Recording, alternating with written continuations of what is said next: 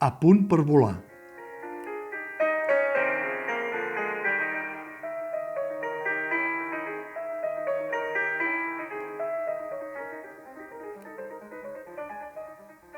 La madama del piano.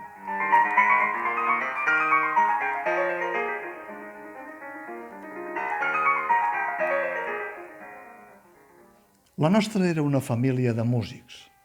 El pare i la mare eren músics, els avis també havien estat tots músics i els pares dels meus pares diu que també. Per això, a casa, els va caure com una gerra d'aigua freda que els digués que aquell any, pel meu aniversari, en lloc d'un violí nou, em faria gràcia que em regalessin uns patins en línia. Mira, Tatiana, una criatura no té ni edat ni caparró per anar corrent pel món amb aquests instruments. El pare i la mare anomenaven instrument qualsevol aparell que hi havia per casa. Exemple 1. Havíem de canviar l'instrument de televisió. Exemple 2. S'havia espatllat l'instrument d'afaitar. Exemple 3. Havíem de renovar aviat l'instrument de rentar els plats. Exemple 4. Les agulles de l'instrument feia dies que marcaven l'hora amb 10 minuts de retard. Exemple 5. No sabien mai on s'havien deixat l'instrument de llegir de prop. A casa vivíem com si hi tinguéssim rellogada tota una orquestra simfònica amb els seus instruments, amb els músics de la corda instal·lats al menjador, els del vent a les habitacions i els de la percussió a la cuina.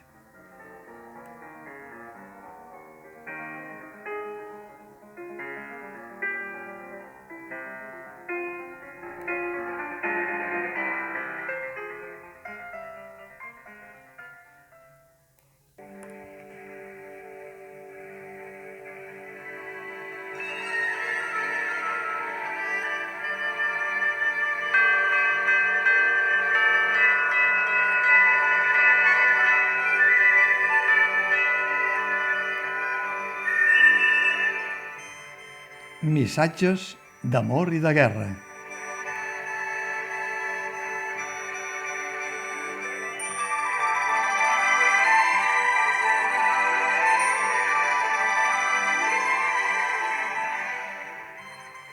El dia que l'avi es va escapar de casa, plovia a bots i barrals.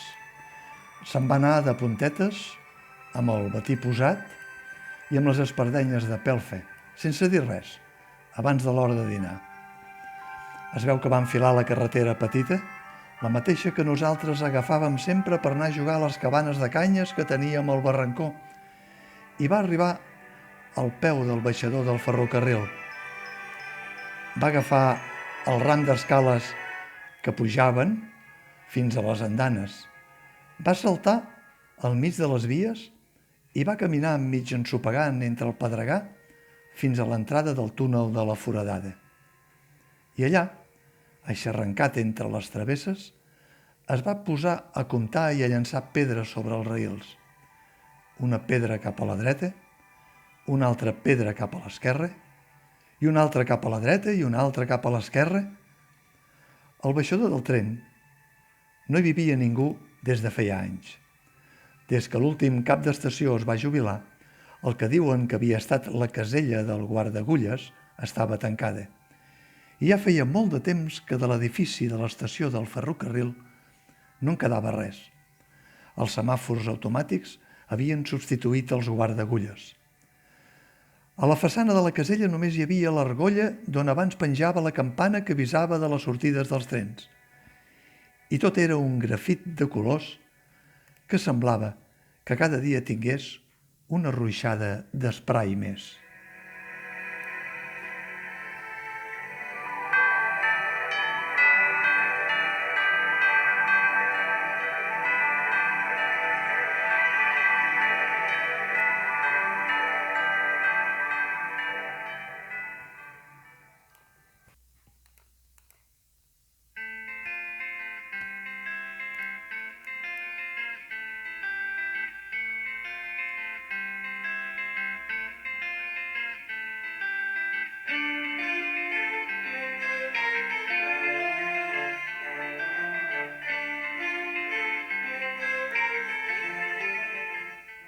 Les noies del barret.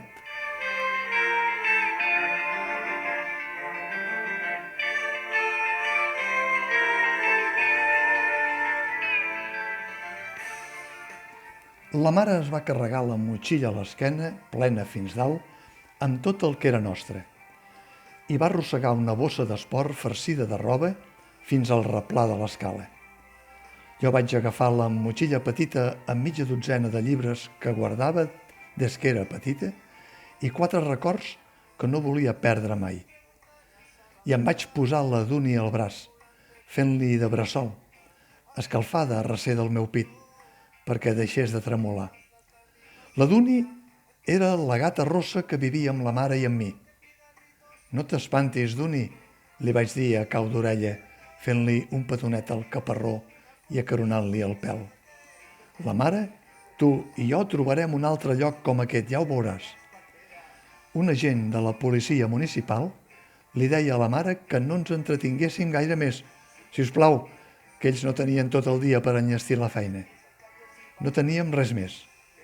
Un altre agent de serveis socials, que l'acompanyava, va tancar amb clau la porta del piset on havien viscut la mare, la Duni i jo durant un any i exactament 3 mesos.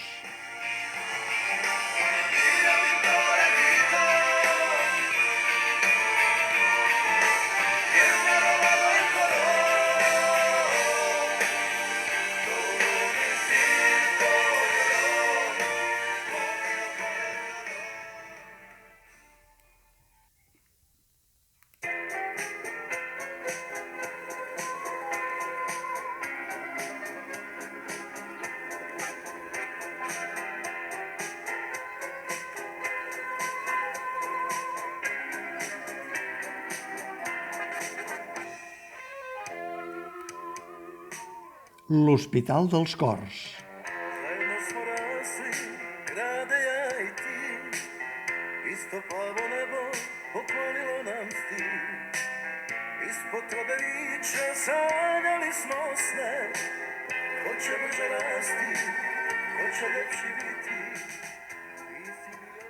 Als estius em canviava de nom i em deia UM.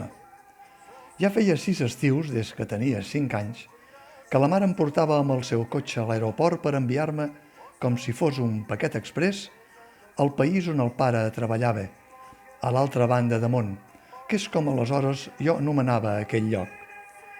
A l'aeroport, abans de pujar a l'avió, una de les hostesses de vol em posava un dorsal que semblava un pitet de menjar sopes, com si fos una corredora de marató, i m'empaperava amb un feix d'etiquetes adhesives per tot arreu i em convertia en una UM. Els UM és com s'anomenen els petits que han d'agafar un vol per força perquè tenen el pare lluny o la mare en un altre lloc i els dos tenen feina, que és el que em passava a mi. I per això viatgen sense acompanyant o, com ho diuen els que treballen a les companyies dels avions, els unaccompanied minor, una UM, vaja.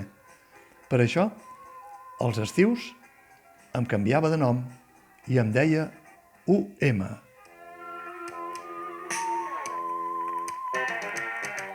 Kada prođu zime i dođe lijepi maj, djevojke su ljepše ljubavi kraj. Šetalište tamno uz dasima zri, neke oči plave, neke riječi nježne. Sad je dječak čovjek, a zima pokrije.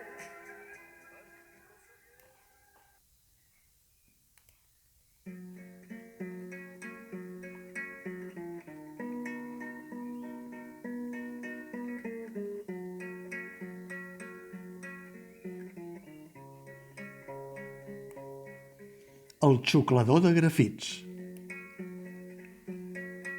A la tempesta pel matí els núvols saben que no hi ets i em fa mal. Obro la porta ben oberta per si tornes aviat i no et dóna temps a trucar. Sempre t'havia agradat aquest temps tan humit i fosc. Deies que et transportava sensacions tan clares i lliures com la pluja d'hivern. Quan l'Anaïs encara era petita, sempre que les fulles dels arbres del barri del turó de les barraques on vivia començaven a caure, el seu pare li deia que ja tenien la tardor al damunt. El pare de l'Anaïs treballava de ferroveller en un camp ras que hi havia no gaire lluny de casa seva. I sempre li deia que aquell camp ras era tot un senyor magatzem. Però l'Anaïs no acabava d'entendre que es pogués treballar en tot un senyor magatzem que no tenia ni taulada. El pare de l'Anaïs li deia que el cel blau fosc li feia de taulada i que els núvols li feien l'ombra i que el sol del dia, a l'hivern, li feia d'estufa i que la lluna de la nit, a l'estiu, li feia de guardià de la fresca. Però el fet és que quan plovia, el pare de l'Anaïs havia de córrer a posar-se sota cobert, en una caseta de fusta amb teules cuites i mitja dotzena de pedrots al damunt per protegir-les del vent. Allà, el pare de l'Anaïs és on guardava les eines per desballestar el material que els camions i les furgonetes dels revenedors li portaven cada dia. No em facis patir, no em diguis que vingui, si saps que ho faré, si m'ho dius. Cau, cau, cau, cau, la pluja d'hivern mentre te'n vas. Cau, cau, cau, cau.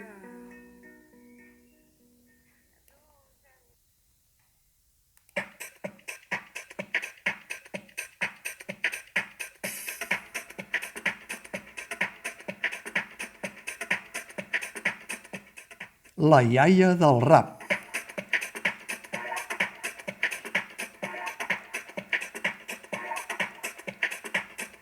La veneno, la veneno, la veneno. La meva iaia és una rapera. S'ha fet famosa a tot el món des que ha sortit a internet perquè no sé qui, un graciós segurament, va penjar un vídeo seu al ventre del senyor YouTube. S'hi veu la iaia mentre està cantant l'única peça del seu repertori raper, una cançó de pescadors molt antiga que ell ha transformat en un ram mariner. La meva iaia no és ben bé la meva iaia, sinó que n'hauria de dir la meva besiaia, és a dir, la besàvia, l'àvia de la meva mare, la mare de la meva àvia, vaja. Però tots a casa li diem iaia. Té 93 anys, comparats amb els meus 11 pelats. Enguany en faré 12. La iaia és com una d'aquelles enciclopèdies antigues que ho expliquen tot, de tot un segle. La meva iaia es diu Greta, com una tal Greta Garbo, una senyora que diu que va ser actriu de cinema, del temps de quan ella era jove. La iaia sempre l'anomena la Garbo, com si la Garbo fos bessona seva. La Garbo per aquí, la Garbo per allà. Estem de Garbo fins a les sopes. La tal senyora Garbo era sueca. Molta neu i un fred que pela a Suècia. I diuen que un besavi de la meva iaia procedia d'una família també sueca que va viatjar cap al sud, buscant el Mediterrani, que és més calentó i fa més sol. El nom de Greta es veu que és molt típic de les dones i les nenes sueques, com una Montserrat o una Maria de les d'aquí, per exemple. Per això no és estrany que la senyora Garbo i la iaia es diguin les dues Greta. És clar que la Garbo feia cine i es veu que era molt famosa i la iaia, ara, als 93 anys, canta. I canta rap. I ha arribat a ser també molt famosa.